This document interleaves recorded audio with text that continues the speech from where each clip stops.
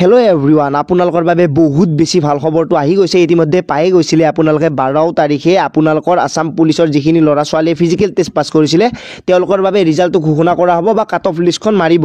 এতিয়া কথাটো হ'ল কি, অফিচিয়েল ৱেবছাইটত নটিচ আহি গৈছে। এইখন নটিচ, যিখন নটিচ মই আপোনালোকক দেখাই দিছোঁ, সেই নটিচখনৰ মতে আপোনালোকৰ যিখিনি পোষ্ট আছিলে 1645টা UB, 2300টা AB, এটা UB AP আৰু 114টা UB আৰু এটা পোষ্ট AB হিলছ টাইপৰ কাৰণে 58টা বুটমেনৰ বাবে, 204টা APRৰ বাবে, 262টা যিখিনি কমিউনিকেশ্যনৰ আছিলে দুবাৰকৈ যিহেতু APR পোষ্ট ওলাইছিলে, ইয়াতে 3টা পোষ্ট কনিষ্টেবল কাৰ্পেণ্টাৰ এনেকৈ পোষ্ট মিলাই আৰু 259টা পোষ্ট হোম গাৰ্ডেন চিভিল ডিফেন্সৰ ফালৰ পৰা ওলাইছিলে আৰু 5টা পোষ্ট আছিলে হাবিলদাৰৰ। এই পোষ্টখিনিৰ ৰিজাল্টটো অহাকালি ৰাতিপুৱা আপোনালোকৰ 11 বজাত পাব গৈ আছে অফিচিয়েল ৱেবছাইট SLPRBৰ।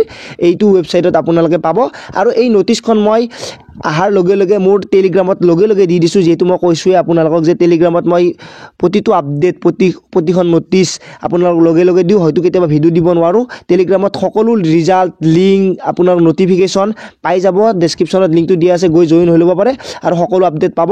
আৰু যিখিনি ল'ৰা ছোৱালীয়ে অপেক্ষা কৰিছিলে অসম পুলিচৰ AB UB ৰিজাল্টৰ বাবে, কাট অফ লিষ্টৰ বাবে, তেওঁলোকৰ বাবে এটা বহুত বেছি ভাল খবৰ। কাৰণ আপোনালোকক এটা কথাই ক'ম, যি হ'ল আপোনালোকে অহা সময়খিনি কিবা কৰি ভালকৈ পাৰ কৰক, জানো আপোনালোকৰ আৰু সেইটো ৰিজাল্টো ভাল হয় আৰু আপোনালোকে নিজৰ সপোনৰ খাকী পোচাকযোৰ পিন্ধিব পায় আৰু আপোনালোকৰ সপোনবোৰ পূৰণ হয়, মা দেউতাৰ সপোন পূৰণ হয়।